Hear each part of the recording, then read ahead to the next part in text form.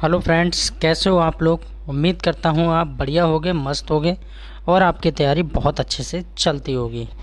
शुरू करते हैं आज की क्लास। और आज का टॉपिक रहेगा वही 30 क्वेश्चन मोस्ट इम्पोर्टेंट।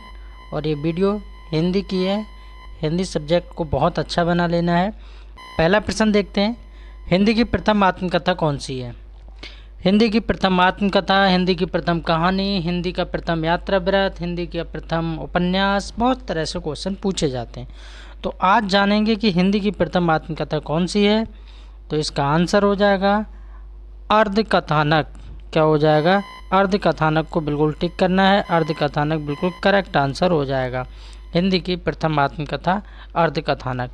साथ ही साथ ये याद रखना है कि इसके लेखक कौन है, तो बनवारी दास को बिल्कुल याद रखना है। नेक्स्ट क्वेश्चन देखते हैं, 2 नंबर क्वेश्चन में पूछा जा रहा है हिंदी नवरत्न के लेखक कौन है। तो हिंदी नवरत्न के लेखक कौन है, मिश्र बंधु को टिक करना है, बिल्कुल करेक्ट आंसर हो जाएगा। और वीडियो रोक रोक के आपको भी मेरे साथ लगाना है टेस्ट को और बताना है कि आपका स्कोर कितना जा रहा है 30 में से हिंदी चैप्टर के अंतर्गत। 3 नंबर क्वेश्चन देखते हैं, युद्ध यात्रा के रचनाकार कौन है। युद्ध यात्रा के रचनाकार कौन है? करमवीर भारती, धर्मवीर भारती, जयशंकर प्रसाद, शमशेर बहादुर सिंह। तो 3 का बिल्कुल राइट आंसर क्या हो जाएगा? धर्मवीर भारती को बिल्कुल याद रखना है। बी बिल्कुल करेक्ट आंसर हो जाएगा 3 का। नेक्स्ट क्वेश्चन देखते हैं, 4 नंबर क्वेश्चन में क्या पूछा जा रहा है, चैतन्य महाप्रभु के लेखक कौन है। चैतन्य महाप्रभु अमृतलाल नागर, सुंदरदास, निराला जी या पंत जी। निराला का मतलब है सूर्यकांत त्रिपाठी निराला और पंत जी का मतलब है सुमित्रा नंदन पंत। तो 4 का बिल्कुल राइट आंसर क्या हो जाएगा? अमृतलाल नागर को टिक करना है। पहला वाला बिल्कुल सही हो जाएगा। 5 नंबर क्वेश्चन देखते हैं, बिहारी सत्सई की भूमिका किसकी रचना है।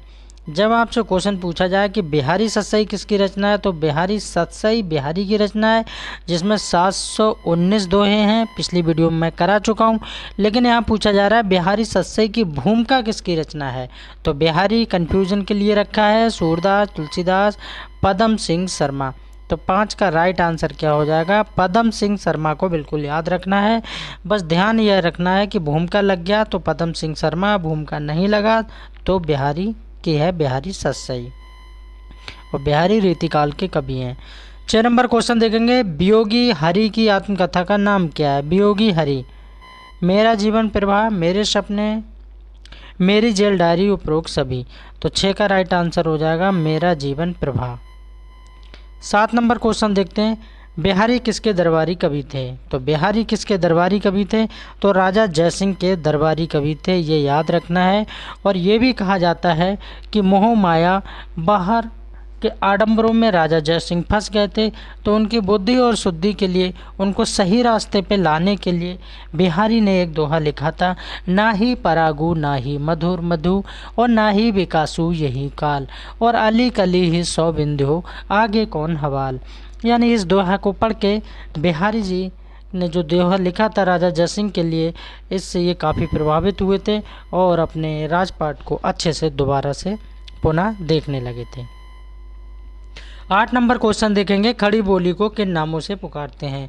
खड़ी बोली को किस नाम से पुकारते हैं? कौरबी, सरिंदी, हिंदुस्तानी नगरी या उपरोक्त में से सभी। तो आंसर क्या हो जाएगा? उपरोक्त सभी हो जाएगा, यानी 8 का डी हो जाएगा। नेक्स्ट क्वेश्चन देखते हैं, 9 नंबर, पाहन शब्द का पर्यायवाची है। पाहन का पर्यायवाची बताना है, मेहमान, पैर, पत्थर या पर्वत। तो क्या हो जाएगा? पत्थर को बिल्कुल याद रखना है। पत्थर बिल्कुल करेक्ट आंसर हो जाएगा, यानी 9 का सी हो जाएगा। और कमेंट में आप भी बताना कि आपका स्कोर कितना जा रहा है, सभी लोगों को बताना है। 10 नंबर क्वेश्चन देखते हैं, इनमें से कौन सा शब्द तद्भव नहीं है। तद्भव नहीं है इसका मतलब क्या है? तत्सम पूछा जा रहा है। तो तत्सम इसमें से कौन सा है? तो क्या है? गौधुम हो जाएगा। गौधुम तत्सम है, जबकि घोड़ा, फुर्ती और गेहूँ क्या है? तद्भव है। नेक्स्ट क्वेश्चन देखते हैं, 11 नंबर, निम्नलिखित में से कौन सा शब्द तत्सम नहीं है। तत्सम नहीं है तो इसका मतलब क्या है? तद्भव पूछा जा रहा है। अस्त्र, अक्षर, परीक्षा, भौजाई।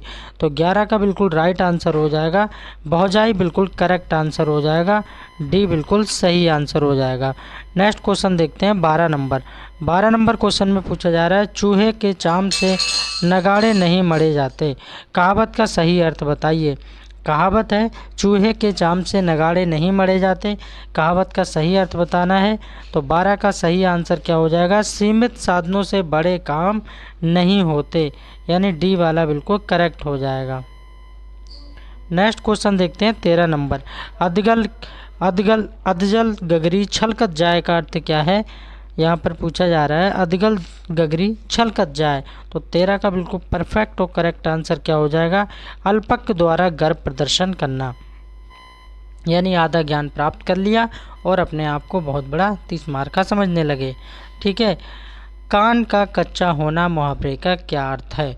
कान का कच्चा होना मुहावरे का अर्थ है सुनी सुनाई बातों पर विश्वास करना। कई बार पूछा गया है, रिपीटेड क्वेश्चन है, बी बिल्कुल सही हो जाएगा।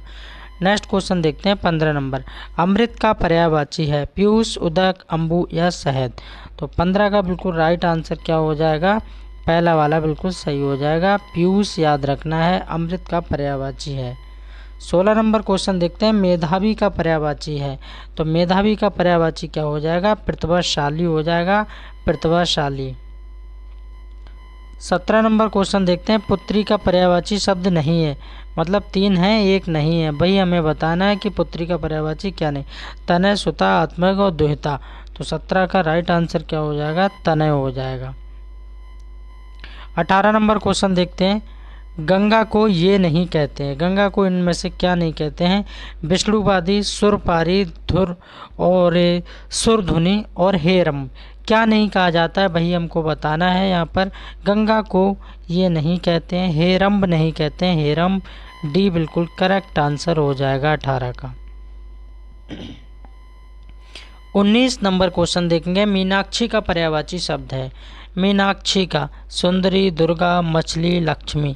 तो मीनाक्षी का क्या हो जाएगा, दुर्गा हो जाएगा। मीनाक्षी का पर्यायवाची शब्द क्या है, दुर्गा है।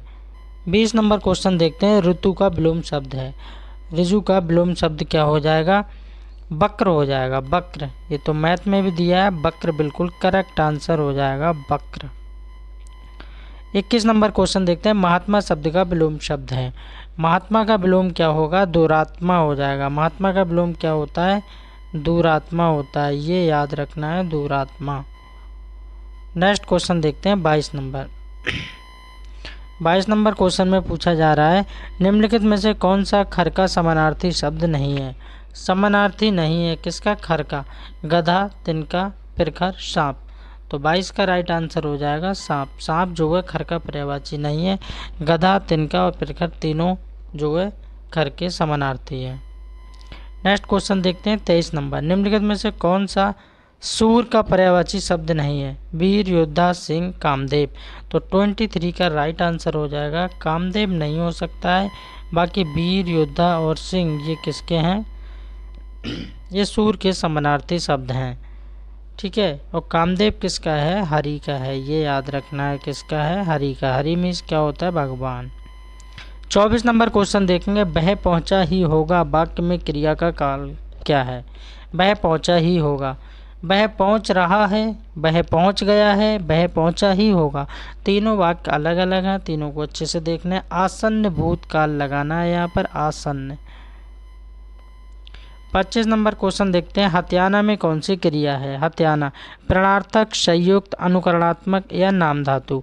तो 25 का राइट आंसर क्या हो जाएगा, नाम धातु क्रिया है, यानी कि डी बिल्कुल करेक्ट आंसर हो जाएगा। 26 नंबर क्वेश्चन देखते हैं। समास शब्द का अर्थ है संक्षेप में, टिप्पणी या सार या व्यास।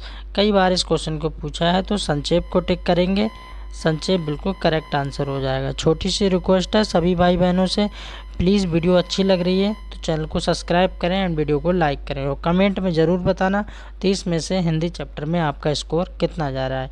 27 नंबर क्वेश्चन देखते हैं। देशभक्ति में कौन सा समास है। देश की भक्ति, पहले शब्दों को तोड़ना सीख लीजिए।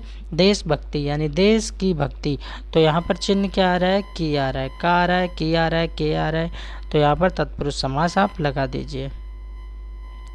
28 नंबर देखेंगे। कमल नयन में कौन सा समास है। कमल नयन, जो कमल नैन, नैन कैसे है, नैन मीन्स होती हैं आंखें, यानी आंखें कैसी हैं, कमल की तरह हैं, कमल की जैसे हैं। कमल नैन यानी आंखें नैन कैसे हैं, कमल के जैसे। तो विशेषता बताई जा रही है, तो यहाँ पर क्या हो जाएगा, कर्मधारय को बिल्कुल सही मानेंगे, कर्मधारय बिल्कुल करेक्ट हो जाएगा। और इस वीडियो का सेकंड लास्ट क्वेश्चन है अन्न, ठीक है, जल में कौन सा समास है, द्वंद्व समास, अव्ययीभाव समास, कर्मधारय समास। 29 का राइट आंसर हो जाएगा द्वंद्व समास। अन्न और जल, ठीक है, अपोजिट योजक चिन्ह भी है। लास्ट क्वेश्चन देखेंगे इस वीडियो का, पौ धन अन्न को संधि युक्त करने पर क्या रूप बनेगा, पवन, पावन, पौन या पाचन। बहुत बार इस क्वेश्चन को पूछा गया, तो पावन को बिल्कुल टिक करना है। जब 2 मात्रा लगी हो, ट्रिक के तौर पे याद रख सकते हो, तो ये आका डंडा वाला हो जाएगा। जब 1 मात्रा लगी हो तो सिंपल पवन हो जाएगा। क्लियर। वीडियो कैसी लगी कमेंट के माध्यम से ज़रूर बताना, और 30 में से आपका स्कोर कितना गया है वो भी बताना। मिलते हैं नेक्स्ट वीडियो में। बिंदास रहिए, मस्त रहिए और खुश रहिए। और हमारी तरफ से 15 अगस्त की ढेर सारी बधाइयाँ आप लोगों के लिए, शुभकामनाएं हैं।